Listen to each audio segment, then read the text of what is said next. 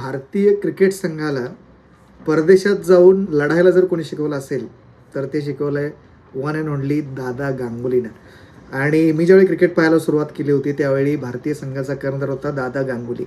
आणि no doubt दादा गांगुली खूप चांगला कर्णधार होता, पण त्याचबरोबर दादा गांगुली एक चांगला ह्युमन बिईंग होता.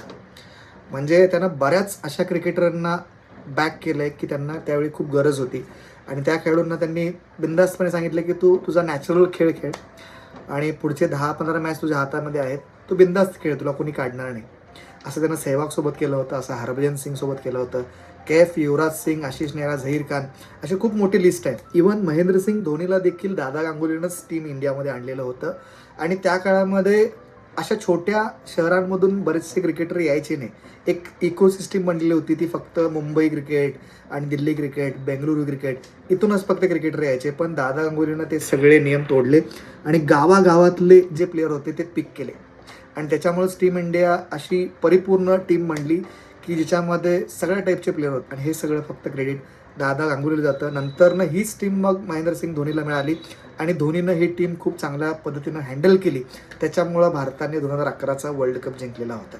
त्याच्यामध्ये कुठेतरी दादा गांगुलीला क्रेडिट देणं गरजेचं आहे. पण ही गोष्ट झाली दादा गांगुलीच्या कर्णधार पदाची. पण दादा गांगुली खूप चांगला बॅट्समन देखील होता. ओपनिंगला येऊन सचिनसोबत त्यांना जबरदस्त रेकॉर्ड्स केलेले आहेत. दादा गांगुलीचे सुद्धा 22 शतकं आहेत. ज्यावेळी सचिनचे 35 शतकं होते त्यावेळी दादा गांगुलीचे 22 शतकं होते, आणि तो 2 नंबरचा जगातला जास्त शतक करणारा त्यावेळेचा खेळाडू होता. त्याचप्रमाणे जास्त 6 मारण्याच्या यादीत देखील दादा गांगुलीचं नाव आहे. 10,000 रन्ससुद्धा भारतीय संघासाठी वन डेमध्ये त्यांना कंप्लीट केलेल्या आहेत. त्यामुळे दादा गांगुली बॅटिंग देखील आपल्यातून करायचा. ऑफ साईडचा बादशाह म्हणून दादा गांगुलीला ओळखलं जातं. त्याचप्रमाणे दादा गांगुलीचे किस्से देखील खूप भन्नाट होते ग्राउंडवरचे. मला एक गोष्ट आठवते, इंग्लंडमध्ये एक मॅच होती आणि त्या मॅचमध्ये दादा गांगुली बॅटिंग करत होता आणि समोर होतं लक्ष्मण, आणि गांगुलीने एक शॉट मारला, तिकडून लक्ष्मण धावत आला आणि दोघांची टक्कर झाली. आणि ते बघितल्यानंतर ना जे काही वातावरण तिथे निर्माण झालं त्यावर दादा गांगुलीवर थोडं मला हसू देखील आलं होतं. बऱ्याच लोकांना तिथं हसू आलेलं होतं. तर अशा गोष्टी दादा गांगुलीसोबतच व्हायच्या. कधी कधी तो बॅटच सोडायचा हवेमध्ये, खूप काही गोष्टी व्हायच्या. एकदा तर त्याचं कन्व्हर्सेशन युसुफ योहानासोबत चालू होतं. तो ज्यावेळी कॅप्टन होता, पाकिस्तानबरोबर ती मॅच होती आणि त्या मॅचमध्ये दादा गांगुलीला फाईन देखील लागला होता स्लो ओव्हर रेट टाकल्यामुळे, कारण हे सगळे वेळ करायचे आणि जी पावती होती ती दादा गांगुलीच्या नावाने फाटायची. सो असा हा दादा गांगुली. त्याचा आता सिनेमा देखील येत आहे. आज त्या सिनेमाचं पोस्टरसुद्धा लॉन्च झालं आहे.